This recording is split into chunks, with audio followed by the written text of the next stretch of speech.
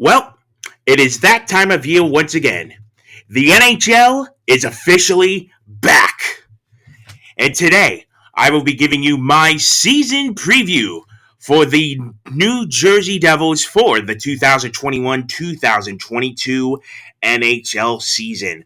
So let's just get right into it. Got a couple topics I will be talking about in this video. And the first thing is the schedule. So, the Devils' schedule this year, it's an interesting one to say the least. Right off the bat, we will be having our longest homestand of the year, October 15th through October 26th. 5 home games right off the bat to start off your schedule. Wow, the NHL schedule makers, I don't know who to thank for this, but for a young team like ours, what a great way to start the season. 5 home games. And the opponents, there's a potential chance you could win all 5. Of course, opening up tomorrow night, October 15th, against the Chicago Blackhawks, which I will be in attendance at. October 19th against Seattle, the Seattle Kraken. I will also be in attendance for that. October 21st against the Washington Capitals. That's a tough one. I will also be in attendance for that. That's it. Going to the first 3 games right off the bat. Very grateful for that. October 23rd against Buffalo. And then October 26th against Calgary. Devils could easily go 4-1 during this stand. The only game that's a tough one, in my opinion, is Washington. But they could beat Washington. Who knows? Devils could go 5-0 to start the year. And those 5 home games, right off the bat, to start building some confidence and chemistry in this young team, that is an amazing, amazing thing. And I just hope for the best, and I hope it works out. So, we will see. The schedule makers gave it to them. 5 home games, boys. Do your work. Obviously, last season, throw everything out of the book from last season. Last season last season means nothing. I said it going in. I said it throughout the year, and when it ended, just throw it all away. It meant nothing. Absolutely nothing from last season. That shortened year with the COVID and the breakout that we had and players on the list, and it was just a freaking mess. And obviously, the weakest home record in the history of this franchise. So, throw it all away. You got the fans back. The fans will be there in full attendance. Let's kick some ass, boys, at the start of the year with these 5 games to set the momentum for the season. So that's our longest homestand, our longest road trip of the year. Now, this is an interesting one. It's all the way at the end of the year. So very interesting how the schedule makers did this, giving us our longest homestand at the start of the year and our longest road trip at the end of the year. Longest road trip is from April 7th to April 7th to April 18th. I almost said October there, you see. This is why you don't record when you first wake up in the morning, because then your brain is all scrambled. So, April 7th to April 18th, our longest road trip of the year, 6 games. The opponents, it's a lot more challenging than the first one, I think, because, first of all, these games are on the road, so just constant travel. At Ottawa, at Dallas, at Arizona, at Colorado, at Seattle.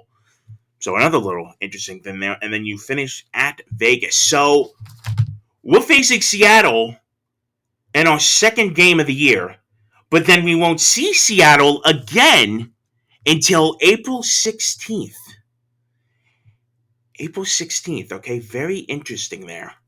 Very, very interesting there. So we'll see them at the beginning. And then we won't see them to the very end of the season. The third to last week of the year. So that's an interesting one there. It could go either way. We'll see how the season is at that point. It's hard to predict right now. Based off preseason alone, Ottawa is up and coming, so they could be a good team this year if they get it together. Dallas is another one that's looking to get back in that playoff mix, especially after last year when they went to the finals in 2020. Arizona. Arizona's always a wild card. You never know with what Coyotes team you're going to get. Colorado, obviously, that's going to be in loss. I'm just saying it now. Colorado could possibly go to the Stanley Cup Finals this year. They are that good. Seattle might be in the mix. Seattle might be in the mix to make the playoffs, and here's the reason why. The Pacific Division is weak. It is very, very weak. So Seattle just might hang around themselves. They could have a poor record, but because of how weak that division is, if they hang around, they could possibly make the playoffs year one. I'm not saying they're going to go and pull a Vegas and go to the finals. Absolutely not. I think the West is stacked. But Seattle could hang around and make the playoffs year one. And I wouldn't be surprised in the very least just how that weak that division is. So we will have to wait and see. And then ending the road trip at Vegas. So we will see what happens there. One last note about our schedule this year. We have 13 back-to-backs on the year. So 13 of them. The back-to-backs are always a crapshoot. They really are. You never know what will happen one day into the next. So just hope the boys are... just hope their maintenance and they can perform 2 days in a row. So we will see what happens there. So that's our schedule for the year. Just a couple overall notes. I'm not going to go through the entire thing. I just think it's very interesting how the schedule makers gave us our biggest homestand of the year right off the bat, and that is a major, major key for this year. If this team can get rolling off the start of the season, it might be a good year. If they struggle, not good. Houston, we have a problem. But they're giving you the chance to build up the chemistry and perform like a team at home in front of our fans. Your guys' fans. And I'll be in attendance for 3 of those. So I'll have a lot of time to see how this team does out of the 5 games. That's more than half the games of this homestand I will be in attendance of, and I am curious to see how they perform. So, very interesting for that. That is going to pretty much tell, I think, how our season will go right there. That homestand to start the year. I don't think enough emphasis is being put on it, but it's going to be interesting to see nonetheless. So, curious how that will go. On to the roster for this season. Back to normal rosters, no more taxi squad, none of that anymore. It's back to a full 23-man roster. And I don't want to say I'm surprised. Obviously, there is one player who we'll get to that the fans were a little disappointed. He did not make the team. But for the most part, everyone's here that should be here. Give me a second here. Let me pull this up, the official roster list, and we will go over it.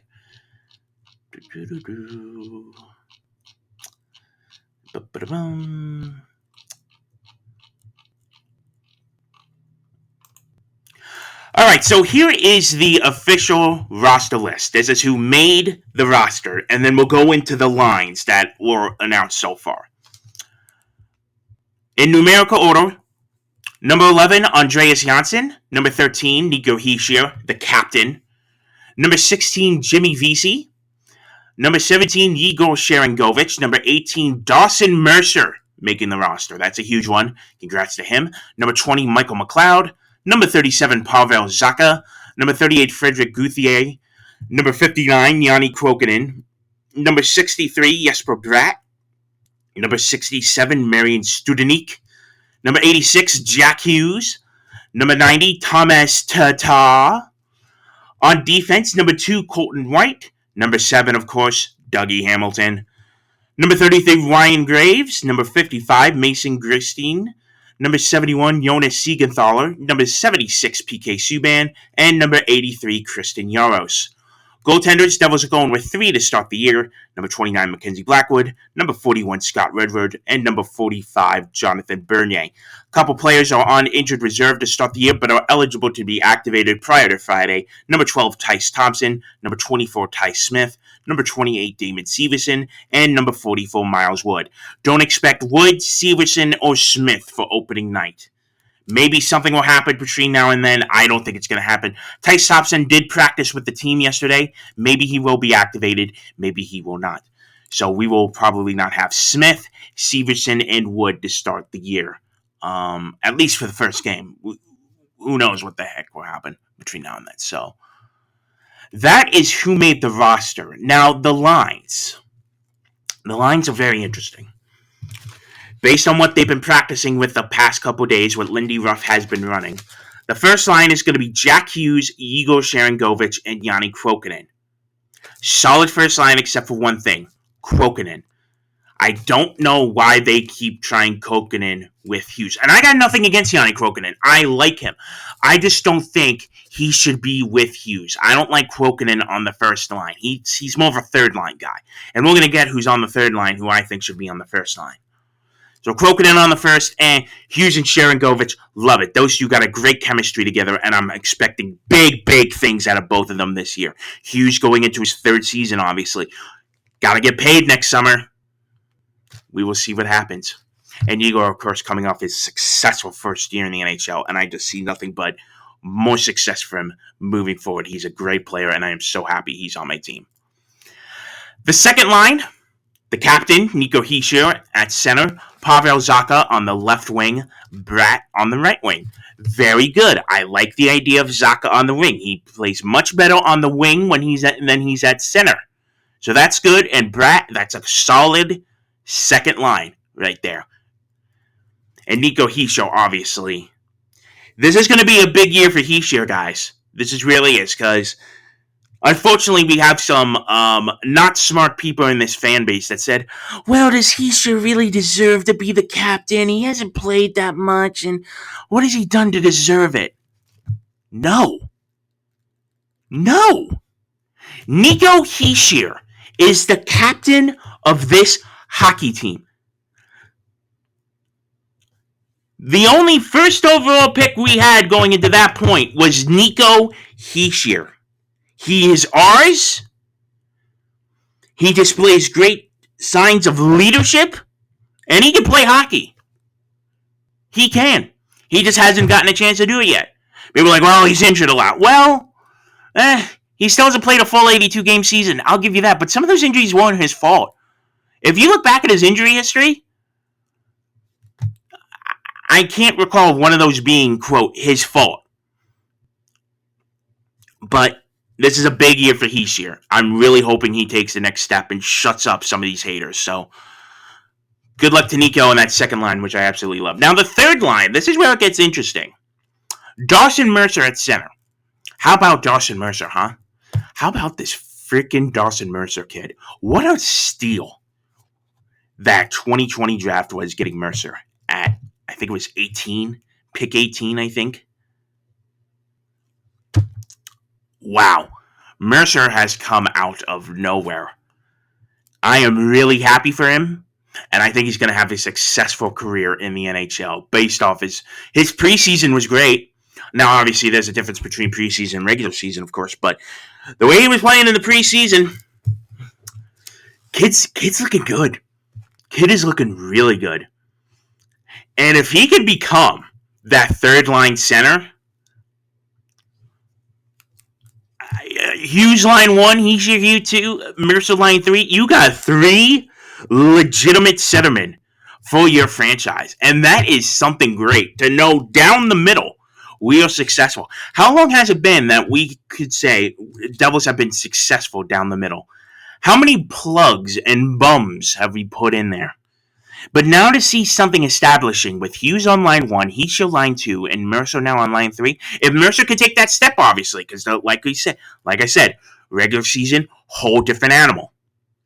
But if Mercer can become that guy, that line 3 center, We are in business at the center position, ladies and gentlemen. So we will see about that. Andreas Janssen on his left wing, obviously, people saying Janssen had a rough year. Janssen really did have a rough year. The trade was interesting at the time, but then once you started looking into it, you're like, well, he only got his numbers because he was playing with Matthews and Marner up in Toronto. That's how he got his numbers. And now that he came here, not really much to show for it. But maybe with him playing with Mercer, he'll get more chances. I don't know. We will see with Janssen. Now, here's the interesting one. Thomas Tatar. Line 3, right wing. And this is exactly what I was talking about. Tatar should not be on the third line. I'm sorry. Lindy Ruff, what the hell are you doing putting Thomas Tatar on the right wing on line 3? That is not why we signed him. And the fact that he's on line 3 with the money he's making, that's embarrassing. That is freaking embarrassing. Tatar should be line 1, right wing with Hughes. That's where he should be. Not on the third line with the money we're paying him. And why we signed him, to be that sniper. Tatar, line 1, not line 3 with Mercer. Now, maybe, I don't want to get too angry. Because maybe it might work out with Mercer. With Mercer's skills and Tatar on his wing. Maybe we got something there. But it just doesn't seem right that we signed Tatar for the value that we got him. Thank you, Montreal, for not playing him in the playoffs. For making his value plummet. But it's just not fair that we signed Tatar for what we did, and we're like, third line. What? But no, we're going to stick Kuokkanen in with Hughes because we're trying to get that going. No. Tatar should be line 1, Kuokkanen line 3. If you had that, perfect. That's 3 solid lines. I don't know. I don't get it. Hey, maybe with something will work with Mercer. I know Hughes and Kuokkanen ain't working. I'm telling you that much. Because they keep trying to shove it down our throats. But it doesn't damn work. Lindy. But who knows? Maybe he's onto something with Mercer and Tatar. We will see. And then line 4 for now. Michael McLeod, Marian Studenic, and Jimmy Vesey. Congrats to Jimmy Vesey on the way. Jimmy Vesey. Great preseason. I know. It's Jimmy Vesey. If you know, you know. It's Jimmy Vesey. He's bounced around from team to team, people really wanted him early in his career. He turned out to be kind of a bust, but, congrats to Vesey, though, coming off a PTO, getting the chance, proved it in the preseason. I think he had a good preseason, and he earned a shot to get a spot on the 4th line, so congrats to Vesey. On to the defense now. So, like I mentioned when announcing the roster, when I said the rosters earlier, we're kind of banged up on defense right now because Ty Smith is out for the time being, and also Damon Severson. And again, you can also say with the forward core with Miles Wood. He's out as well, so they're missing a key piece. Wood, I'm not truly a fan of. I got to be honest. Wood, it's hit or miss with me for Wood. I think last year he overachieved, and honestly, I think they should have traded him in the offseason. I really do. When his value was that high after him scoring the most goals he has in a single season for us, you should have traded him. You really should have traded him. But they decided to keep him for now. Whatever. I'm not a huge fan of him, but we will see. So, back to the defense. Like we said, Ty Smith, Damon Severson out probably to start the year. That hurts. That is a big, big hurt for us because that's part of our top guys just out. So, gonna have to start without him. So, the first pairing is good. Graves and Hamilton. Great first pairing. Obviously, Dougie Hamilton, $9 million for 7 years. Pretty much Subban's contract after this year because Subban's contract is expiring. So Hamilton now slides in to where that Subban contract was, because we're like, oh, you're paying $16 million for, or $18 million for two defensemen. What the hell is wrong with you? No. Subban's contract is done this year, and I don't think he's going to resign. I really don't. He already has the gig lined up for him with the NHL on ESPN, and I think he might retire or go back to Montreal. I think he wants to end his career in Montreal, go back to where it all started. So he might go there. He might retire. I just do not see him re-signing with us. I really don't. But so Dougie Hamilton's contract will slide into where Subban's in. So don't worry about the 18 million, and we still have 12 plus million in cap. Relax, we'll be fine. So Dougie Hamilton and Graves. Graves obviously acquired from Colorado. They didn't want to lose him in the expansion draft, so they traded him. Tom Fitzgerald picked up the scraps. He's like, all right, I'll take him. Great first pairing. I absolutely love it. I expect great things from this pairing right here. That is a solid first line defensive pairing. So good job. This is where it falls off a cliff, though.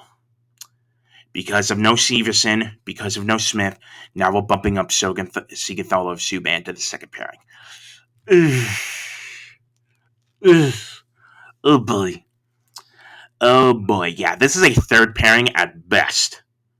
And I'm just saying, at best. Because pairing number 2, when Ty Smith and Severson are done, when they're healthy to play, when they're done. when they're healthy to play again, the second pairing will be Damon Severson and Ty Smith. And that's a great pairing. Solid pairing. But unfortunately, with them being injured right now, for reasons we have no idea about, because they don't tell us anything. Thanks, Devils. Would really like to know that information on why our guys are injured. But they don't tell us, so. So, Siegenthaler and Subban are going to have to be the second pairing for now. It is what it is. We're going to have to overcome it. What are we going to do? And then the third pairing, pretty much AHL guys, Colton Wright and Christian Jaros to start the year. What are we going to do? So, it is what it is. Goaltending.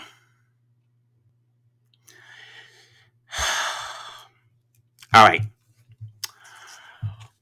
I'm not going to talk about the off-ice stuff. If you know the situation, you know the situation with Mackenzie Blackwood. I don't want to talk about it here. We're just talking pure hockey with this. So, it's Mackenzie Blackwood and Jonathan Bernier. Solid tandem.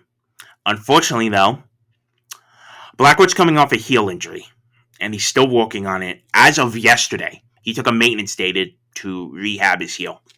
Do not start him opening night. Don't push it to start an opening night. Bernier can handle the load.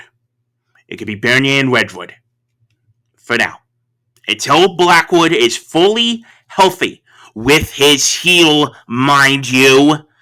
Because if you know the situation, you know the situation with Blackwood. Until he's fully healthy with his heel, Mackenzie Blackwood, I do not want in the starter's net or even playing for the New Jersey Devils. He is important. He is our goalie of the future. Protect him for now. Bernier can handle it. That's why we signed Bernier. That's why we tried to sign Crawford last year. Unfortunately, he retired. But Bernier can handle the load for now. I don't expect him to be the full-time starter, obviously, when Blackwood does come back, but Bernier can handle it for now. I really expect him to. He's a good goalie. So we will see what happens with there. But Blackwood and Bernier, solid tandem. So that is the roster for this year.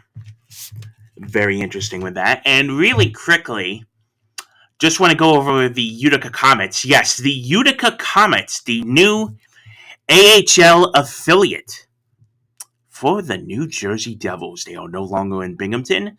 Really crappy situation, by the way, with Binghamton. I am so sorry for you guys that you just lost your team like that. Harrison Blitzer, the owners of the team, who also own the 76ers and all that, they screwed Binghamton over so hard. The Binghamton Devils, obviously. They just left. They just said fucking and left. They pretty much packed up their stuff in the middle of the night and said, okay, bye! So, they're now on to Utica. It is what it is. So, but to the fans in Binghamton, I'm sorry you lost your hockey team. What a great minor league city, by the way. I just want to give a shout out to Binghamton, New York. Over 50 years, they had an AHL, I don't want to say AHL, minor league hockey in Binghamton, New York. That is a minor league hockey town. For over 50 years, they had some sort of minor league team playing there. And unfortunately, it ends this year. I'm just really sorry for them. I hope they could get a new team soon, really. That would be nice. But we will see. So the Devils now move to Utica, the minor league team, the Utica Comets. And I love the logo, by the way. The logo is amazing. If you haven't seen it, good stuff. So I'm not going to go over the whole minor league team, but just a couple players I want to point out. Forward core, of course, we got to talk about Alexander Holtz. Now, a lot of people were disappointed with Holtz not making the roster.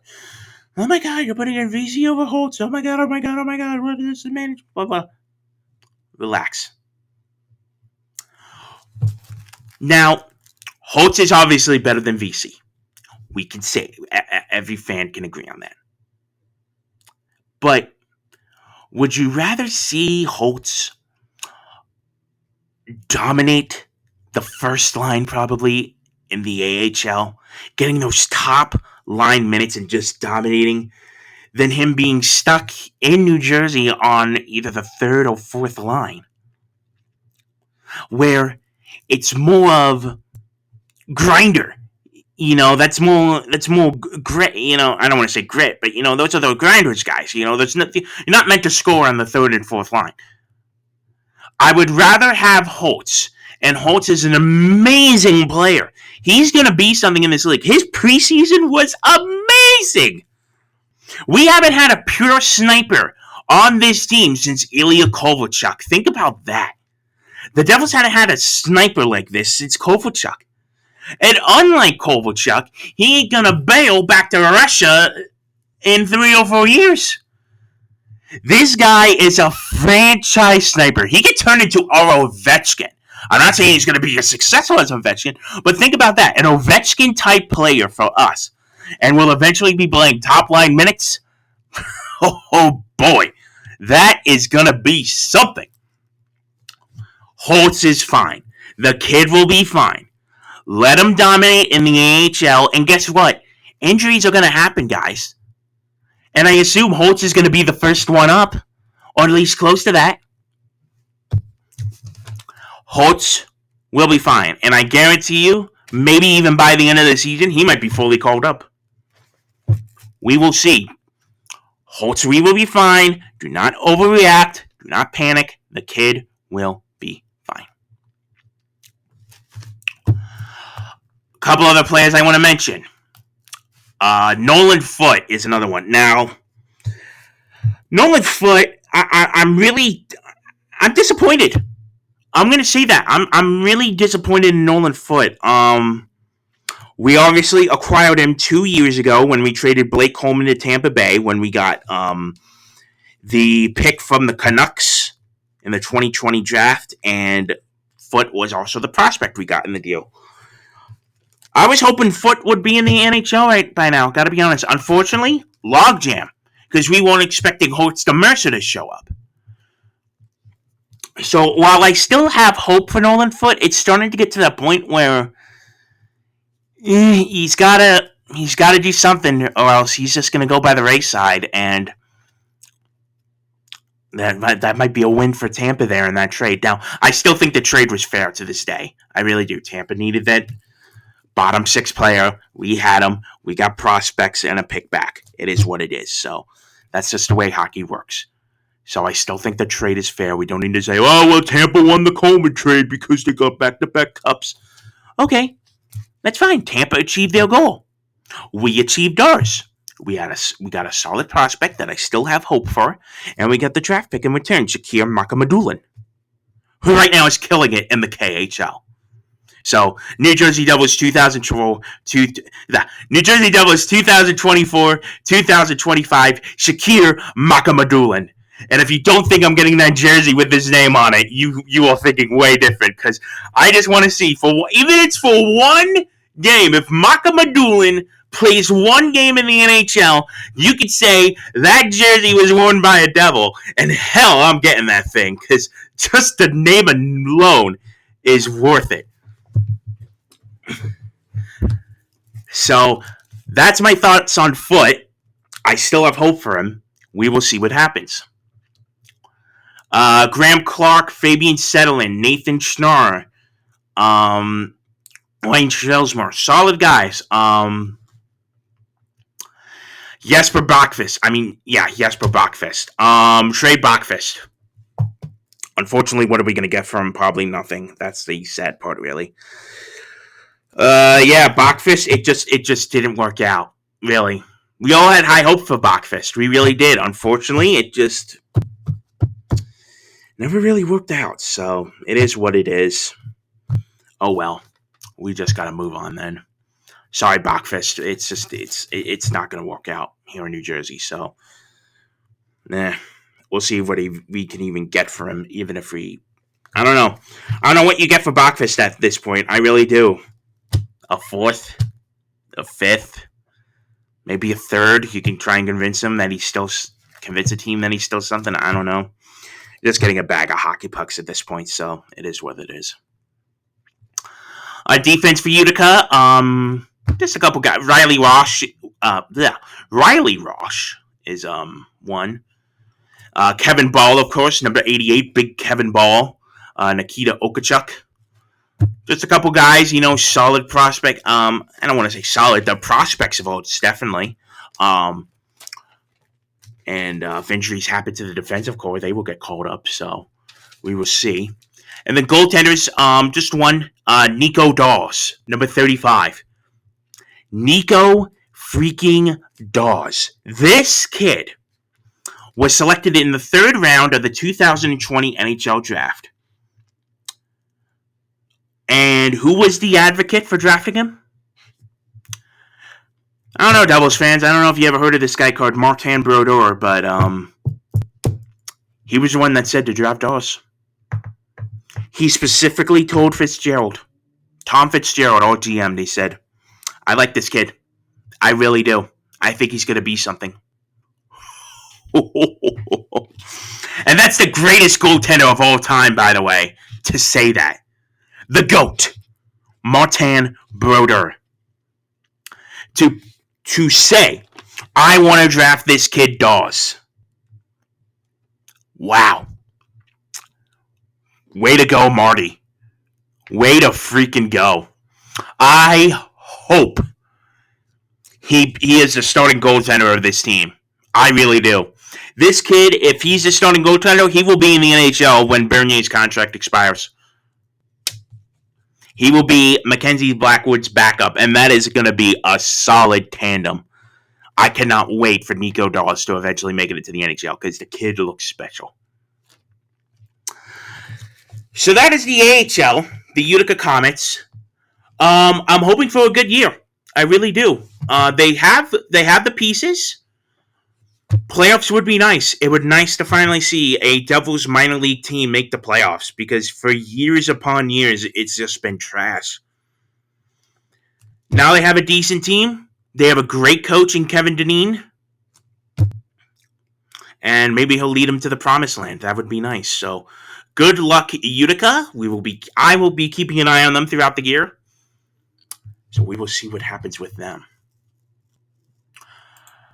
So before we get into my prediction, and I want to thank you all for still listening to this, if you still are, if you've been here this long, I appreciate you hearing my dumb little voice talk about hockey, and I appreciate that. So before my prediction, just a couple strengths and weaknesses with this team going into the year. The strengths, this team can score goals. I really think the Devils will be an offensive machine this year. If everyone can stay healthy, if the way they looked in preseason looks good, I think this team will score a lot of goals this year. And I think that will be one of our upsides. Very fast, of course. Just like the way with all teams all now this day, you need speed, and I think the Devils have a good amount of it. Skill is another big thing. A lot of good puck handlers. Maybe this is the year we finally start doing good in shootouts. That would be nice. That would be nice, I think. And the goaltending tandem, obviously, yes, Blackwood. We know about Blackwood, but once Blackwood is back and fully healthy, him and Bernier could be one of the top tandems in the league, and that's what you need in this league now. Gone are the days of going back to Brodeur, him playing almost 50 games a year. You need tandems these days. You need a solid 1A, 1B. Unless you're Tampa Bay with Vasilevsky. And yes, I know they lost the other night, but he's still a great goalie. But unless you're Tampa Bay and you have Vasilevsky, every team needs a 1A and a 1B. And I think Blackwood and Bernier is that 1A, 1B. And that is a solid tandem. And last but not least, and still by a good amount, the Devils are once again the youngest team in the NHL. And if it wasn't for Bernier and Subban, them being both over 30, their average age would even be lower.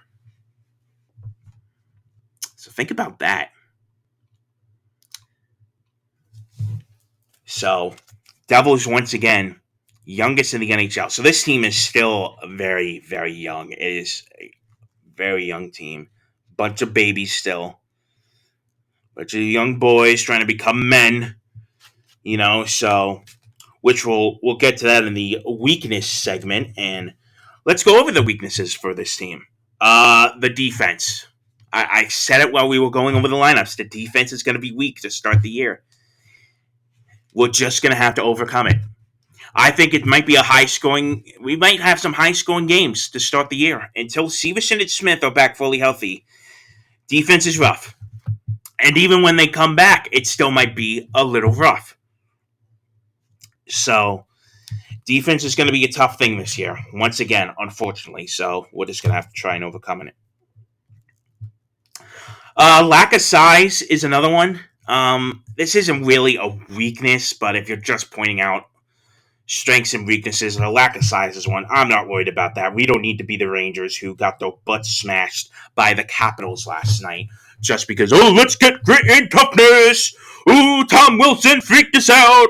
We need to get strong and get rid of all our skill and our young players. Yeah, because grit and toughness, yeah. Yeah, you guys got the wrong grit and toughness. Congratulations. Congratulations, you bums. Winning the division, my ass. Unbelievable. Yes, some people had the Rangers projected to get 101 points because of their grit and toughness. Oh my god, what is this? The freaking late 90s, early 2000s again? With the fucking grit and toughness? What's going to be next? They're going to bring back the trap? Christ. So, lack of size for us, I don't care. We'll just beat teams with those skill and speed. That's it. And then, obviously, I just said it, only 2 players above the age of 30. And that's Subban and Bernier. Everyone else is under 30. We have a couple players who are 28. Jimmy Vesey, Dougie Hamilton. This team is young. They are really, really young. And while that's good, that's also a disadvantage in some cases. Because you got teams that are much older, been playing the game a lot longer. They're going to beat you up. They have more NHL experience. So, yeah, this team is young. It really is. But, it's a two-way street. It really is. I like that we're young. I really do, because our future's going to look good. But right now,